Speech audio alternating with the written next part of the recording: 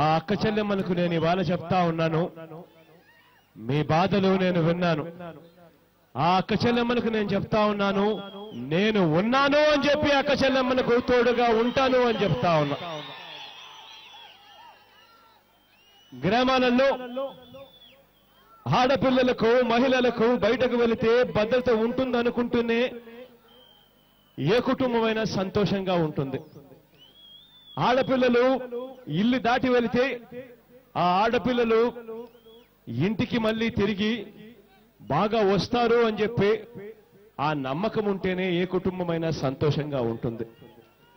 కానీ నేను పాదయాత్రలో గమనించా, గ్రామాలలో ఒక షాపు కాదు, 2 షాపులు కాదు, మందమ్మే షాపులు ఎక్కడ పడితే అక్కడ కనిపిస్తా ఉన్నాయి. చివరికి చిల్లర దుకాణాల్లో కూడా మందమ్మే కార్యక్రమాలు జరుగుతా ఉన్నాయి గ్రామాలలో. బెల్ట్ షాపులు రద్దు చేస్తాము అన్న మాటగానే నిలబడిపోయింది. ప్రతి గ్రామంలోనూ ఒక బెల్ట్ షాపు కాదు, 3 షాపులు 4 షాపులు కూడా కనిపిస్తా ఉన్న పరిస్థితులు. 7 దాటితే చీకటి పడితే ఇంట్లో ఉన్న అక్క చెల్లెమ్మలు రోడ్డు మీదకి పోవాలి అంటే భయపడతా ఉన్న పరిస్థితులు. ఆ అక్కలకు ఆ చెల్లెమ్మలకు నేను చెప్తా ఉన్నా, నేను చూశాను, మీ కష్టాలను నేను విన్నాను, మీ అందరికీ చెప్తా ఉన్నాను, నేను ఉన్నాను అని చెప్పి మీ అందరికీ కూడా భరోసా ఇస్తా ఉన్నా.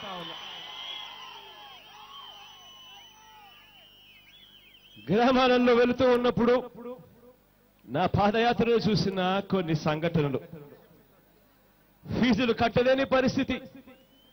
పిల్లలు ఇంజనీర్లు చదువుతా ఉన్నారు, డాక్టర్లు చదువుతా ఉన్నారు, కలెక్టర్లు వంటి గొప్ప గొప్ప చదువులు చదువుతా ఉన్నారు. ఆ పిల్లల ఫీజులు కట్టలేక తల్లిదండ్రులు అవస్థలు పడతా ఉన్నారు. ఇంజనీరింగ్ చదివించాలంటే ఫీజులు చూస్తే ₹1,00,000 పైచిలుకు దాటుతా ఉన్నాయి. ఆ పిల్లల చదువుల కోసం తల్లిదండ్రులు ఆస్తులు అమ్ముకుంటా ఉన్న పరిస్థితి కనిపిస్తా ఉంది. అప్పులు తీసుకొస్తా ఉన్న పరిస్థితి కనిపిస్తా ఉంది. ఆ 2 చేయలేని పరిస్థితి ఉంటే కొంతమంది పిల్లలు ఆత్మహత్య కూడా చేసుకుంటున్న ఘటనలు కూడా నేను చూశాను ఆ పాదయాత్రలో. ఆ తల్లిదండ్రుల కోసం చెప్తా ఉన్నాను, ఆ పిల్లల కోసం చెప్తా ఉన్నాను. మీ కష్టాలను నేను చూశా, మీ బాధలు నేను విన్నా, మీ అందరికీ నేను భరోసా ఇస్తా ఉన్నాను, నేనున్నాను అని చెప్పి మీ అందరికీ నేను భరోసా ఇస్తా ఉన్నానని చెప్తా ఉన్నా.